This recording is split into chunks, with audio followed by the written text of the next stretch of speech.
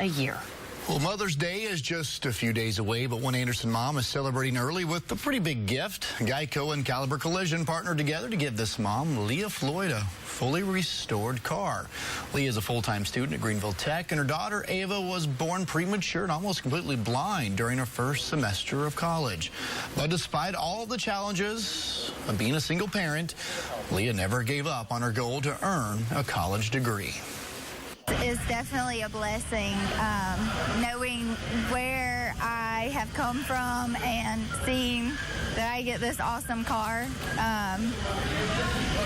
It's just a big progression. It's miraculous. It's a really big blessing.